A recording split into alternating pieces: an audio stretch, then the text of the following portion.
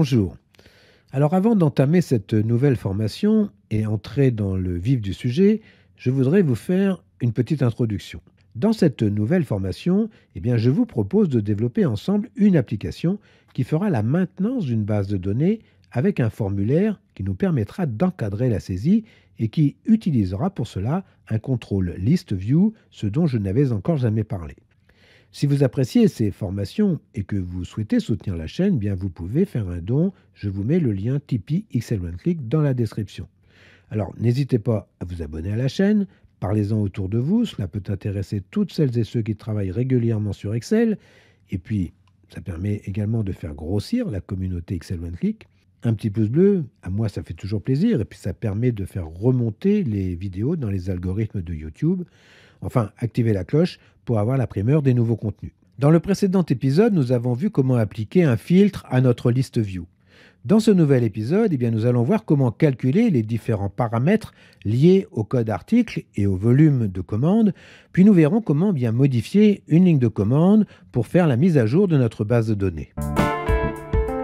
Lorsque l'on voudra modifier une ligne de commande ou ajouter une ligne de commande, il faudra, en fonction de la commande, calculer les différents paramètres de cette commande et faire la mise à jour de notre base de données et en même temps la mise à jour de notre liste view. Nous allons donc développer une procédure, une nouvelle private sub, dans le module de code du formulaire que l'on va appeler calculation data et qui aura pour argument le code article que nous avons appelé item, et puis la quantité de la commande que nous avons appelée QTY. Donc, étudions le code. Nous allons charger nos variables de module. Alors, rappelez-vous les variables que nous avons déclarées en tête de module. Donc, déclarons notre procédure avec ces arguments. Donc, on va faire private sub, calculation data, ouvrez la parenthèse, item, avec le dollar, voulant dire asString, et puis QTY, avec le %, voulant dire as integer. Nous allons faire appel aux fonctions que nous avons développées dans le module MD02 Functions. Donc purchasing égale get purchasing, avec comme argument item, added value égale get added value, avec l'argument item, sales price égale get sales price, avec l'argument item, weight kg égale get weight, avec l'argument item, et product line égale get product line avec l'argument item. Nous allons calculer le coût standard ou standard cost, c'est-à-dire STD cost égale purchasing plus added value. Calcul du standard cost volume, ça va être STD cost vol égale STD cost multiplié par QTY, par la quantité. Calcul du sales price volume, ça va être sales price vol égale sales price multiplié par QTY, donc le prix de vente multiplié par la quantité. Et puis le calcul du sales price level, ça va être sales price volume divisé par le standard cost volume. Donc sales price level égale sales price vol divisé par STD cost vol. Calcul du poids total ou weight volume, ça sera donc weight volume, weight vol égale weight kg multiplié par QTY, par la quantité donc, et puis on retrouve bien notre nsub. Alors nous avons ainsi tous les éléments d'une ligne de commande. Bien, alors nous allons maintenant développer la fonctionnalité de mise à jour d'une ligne de commande sélectionnée. Nous allons développer une nouvelle procédure en lien avec l'événement clic du bouton de commande modifier. Alors, soit vous faites un double clic sur la représentation graphique du bouton modifier pour déclarer la private sub CMD update click, ou dans votre fenêtre de code, vous sélectionnez dans le menu déroulant en haut à gauche de la fenêtre de code dans le contrôle CMD update, et puis dans le menu déroulant en haut à droite de la fenêtre de code, l'événement clic. Et on va étudier ce code. Nous verrons dans cette procédure comment faire la mise à jour des données dans la feuille Excel et dans la liste view, et puis également faire la mise à jour des champs de saisie avec les valeurs calculées. Alors comme chaque fois, définissons les variables qui nous seront utiles. Donc private sub cmd update click. Donc dim ws as worksheet, tbl as list object, lstv as list view, lsti as list item, et on va faire un dim r as long, un numéro de ligne, c as integer, un numéro de colonne, mycell as range, une cellule recherchée et trouvée dans notre table de données. Si nous n'avons pas de ligne sélectionnée, alors bien, on sortira de la procédure. Donc si le contrôle textbox tb4 est vide, donc c'est la quantité, alors on sortira de la procédure. Donc on va faire if me tb4.text égale vb_newString, then exit sub. On aurait pu mettre un message d'erreur aussi, pour dire que bien il n'y a pas de ligne sélectionnée. Attribuons nos variables objets à nos objets avec la méthode set. Donc on va faire set ws égale worksheetsData, set tbl égale ws.listObjects, je rappelle avec un s entre parenthèses entre guillemets tbl data, set lstv égale me.lstv1, set lsti égale lstv.selectedItem.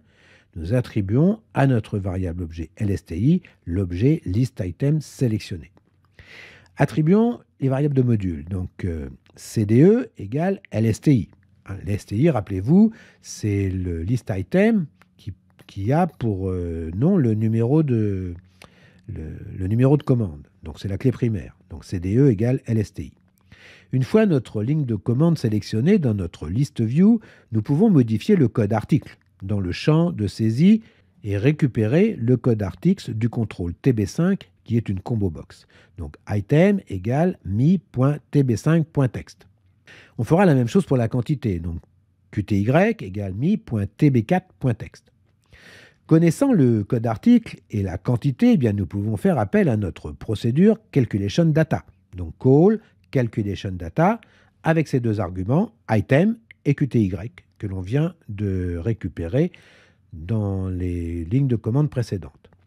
Maintenant, nous allons chercher avec la fonction vba.find dans notre table listObject la cellule ou le range qui contient notre numéro de commande. Donc set myCell égale tbl.listColumns1.range. Donc on va rechercher que dans la colonne 1. .find, donc trouver, chercher, ou plus exactement trouver. Donc CDE, on va chercher dans ce range la cellule qui contiendra notre commande. Et le lookat de point égale xlwall, donc dans tout notre champ de données. Le numéro de ligne de notre commande dans notre feuille Excel sera donc égal à la propriété .row du range myCell, donc r égale myCell.row. Dans une boucle de 2 à 5, eh bien, nous allons remplir les cellules de notre feuille Excel, mais aussi les list items de notre list view. Donc for c égale 2 to 5, donc le mois, le client, le volume et l'item. ws.sales r,c égale me.controls, entre parenthèses, entre guillemets, tb underscore concaténé avec c.text. lsti.subitem c-1 égale me.control tb underscore concaténé avec c.text. Et puis next pour incrémenter notre boucle. Donc avec cette boucle, nous allons pouvoir remplir le mois, le client, le volume et l'item dans notre feuille Excel, mais également dans notre liste view. Donc maintenant, il suffit de compléter les champs de notre feuille Excel avec nos variables de module que nous avons préalablement calculées dans notre procédure calculation data. Et on en profitera pour leur appliquer un format. Donc ws.sales r,6 égale format purchasing avec deux chiffres après la virgule, 2 ou 3 chiffres après la virgule, vous faites comme vous voulez. ws.sales r,7, c'est format added value.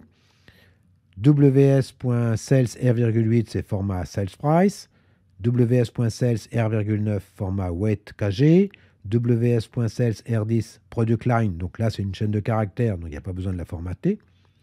ws.sales r11 c'est format standard cost, ws.sales r,12 format std cost volume, ws.sales r,13 format sales price volume, sales price vol, et ws.sales r14 c'est format sales price levels, et puis ws.sales r.15 c'est format weight vol. On fera de même pour les listes sub-items de notre liste view, mais cette fois-ci dans une boucle. Et on en profitera pour faire la mise à jour des champs de saisie de notre formulaire avec les valeurs calculées. Donc on va faire for c égale 6 to tb.listcolumns.compte. On a rempli les colonnes de 1 à 5 dans notre liste view. Donc maintenant, on va le faire de 6 à 15. Donc lsti.listSubItems, ouvrez la parenthèse c-1 égale ws.sales r,c. Me lsti.controls.tb qu'on va concaténer avec c.text égale lsti.list subitems c-1. Et puis le next c. Enfin, on libérera la mémoire de nos objets, donc setWS égale nothing, setTBL égale nothing, setLSTV égale nothing, et setLSTI égale nothing, et enfin notre nsub. Voilà, nous sommes arrivés à la fin de cette 9e vidéo, ce 9e épisode. Apprendre à développer une application Excel, apprendre à encadrer la saisie de données avec le contrôle ListView. Alors dans cette vidéo, nous avons vu comment mettre à jour une ligne de commande dans notre table de données et dans notre ListView. Dans la prochaine vidéo, nous verrons comment ajouter une nouvelle ligne de commande en incrémentant automatiquement la clé primaire de notre base de données. Alors si vous appréciez cette formation, n'hésitez pas, abonnez-vous à la chaîne, parlez-en autour de vous. Cela peut intéresser toutes celles et ceux qui travaillent régulièrement avec Excel. Un petit pouce bleu, à moi, vous savez, ça fera toujours plaisir. Activez la cloche pour avoir la primeur du prochain épisode. Et puis en attendant, portez-vous bien. Et si vous êtes toujours Visual Basic, je vous dis peut-être ou sûrement à bientôt. Au revoir.